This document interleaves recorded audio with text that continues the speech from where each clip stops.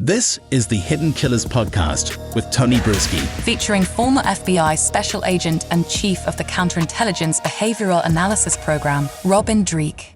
Circle of suspicion. That's what John Ray, one of the attorneys for some of the victims of the Long Island serial killer, has stated.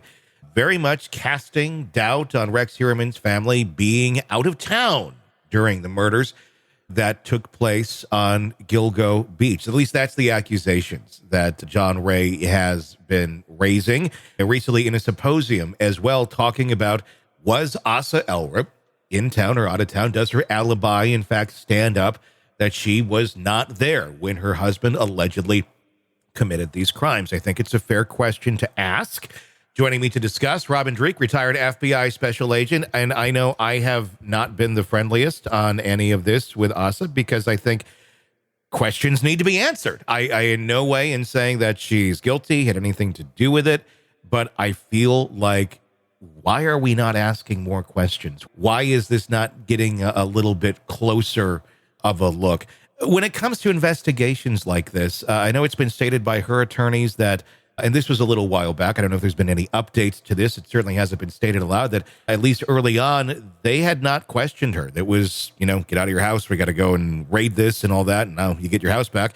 But there wasn't, I would think, what would be almost just basic protocol of questioning the wife of the person you think possibly is the Long Island serial killer, considering you're bringing charges against him. I don't know. There's a lot of gray area here, a lot of questions to be answered, and a lot of time, talking 20 years ago, as to where you were and what you were doing in specific time windows. Why are we not getting a closer look, and how do we get that closer look?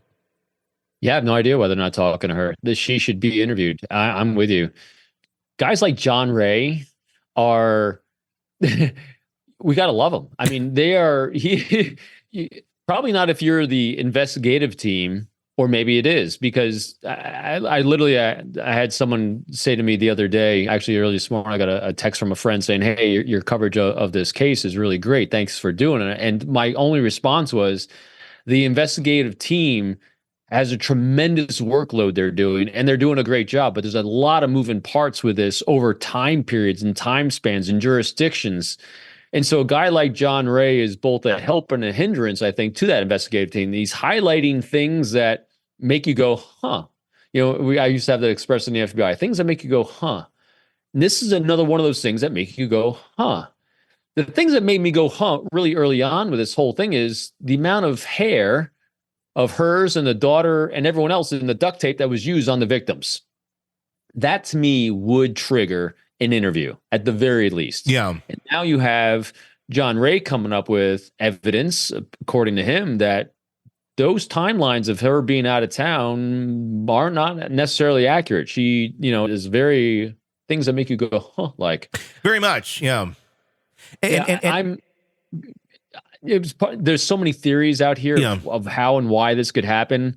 But again, you got to talk to her. I think you have to talk to her, because we even said this on the last episode is he being sloppy, or was she more witting? Was she the frog that's a little bit boiling? And we said this with her behavior as well. I mean, so if you're exposed to a little abnormal behavior at an early juncture, like John Ray supposes with her, that they're doing all kinds of weird sex club kind of stuff that she's aware of, so you become desensitized. And so how desensitized did she become, and how lazy did Rex then become, if he is indeed the killer of all this, over a time period, so that she could easily rationalize and say to herself that she had no witty knowledge of this, but how close was she to it that she's rationalizing because she's desensitized? I mean, it's really complex. That's why you got to interview her.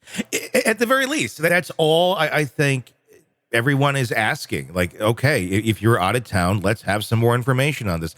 And there has been information provided. There has been bank records that have been provided. There's been transactions for 3 different hotels in Atlantic City as to which she was allegedly at. The dates are one of the things that are in question that John Ray is pointing out. The manager of the flagship hotel alleging 20 years ago that Ellerup checked in later than was stated on the bank records. And there's so many weird caveats here. We're talking 20 years ago too. And who knows how were these records kept? If you're talking about bank records as well, I think another argument that can be brought up fairly easily is, look at your own bank records. Sometimes you look at when you checked into a place, the charge doesn't occur for a couple days later. Right now, if I were to look at that charge and go, oh, that's just, that's just how that worked out. If I'm looking at a credit card receipt from 20 years ago, I don't know that I'm going to necessarily have the wherewithal to be like, oh yeah, that was a different date there. I mean, I don't know. There's some small inconsistencies, and I think it's good that John Ray is pointing it out. It may be absolutely nothing. It may be something of that nature. But I don't know. I find it interesting that you have all of these deaths that allegedly are connected to Rex Heuermann, and she's just happened to be out of town every single time these things happen. But is that their way of life? When she goes off to Atlantic City or what have you, he goes and kills prostitutes. Maybe that's just kind of how it worked. It is, the other thing we'd be looking at here, like, let's just look at what the situation would be. If she was involved, the first thing she does is then go on vacation to Atlantic City with the kids right after Rex had something to do with murdering a sex worker. I don't know. I mean, there's just a lot of gray area here that still seems to be, up for debate or at least up for explanation. It costs nothing to interview her. Then why aren't we? Why? Yeah, I mean, just do it.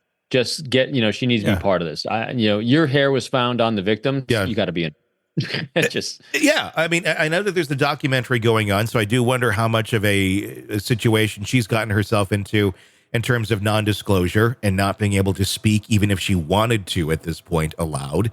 But for her own interest, I would think if I had nothing to do with this and my spouse was this horrible monster, I don't know. I think I'd be finding ways of getting my story out there in every factual piece of evidence to show that I was not part of this. Unless maybe there's attorneys out there saying, don't speak, don't say anything, because anything you do say could, in fact, incriminate you, and they could flip around what you do say on you in some way, shape, or form when you don't even want to give them that sort of ammo. I agree, but still, you got to interview her. Yeah, I agree. And I think we'll find out a lot more information in that documentary that 50 Cent is putting together on this. A sentence you never thought you'd say of, 50 Cent is investigating the Long Island serial and may end up exposing things in far greater detail that even the investigators are able to get at. Maybe. And that's the sad part, but yeah, we need to hear from her. There's no doubt. Sick of the ads? We are too. Start listening with no commercials now and get access to all of our episodes in advance of everyone else. Become a True Crime Today Premium Plus subscriber on Apple Podcasts. Search True Crime Today Premium Plus on Apple Podcasts or go to our podcast page and sign up now. True Crime Today Premium Plus. Sign up now.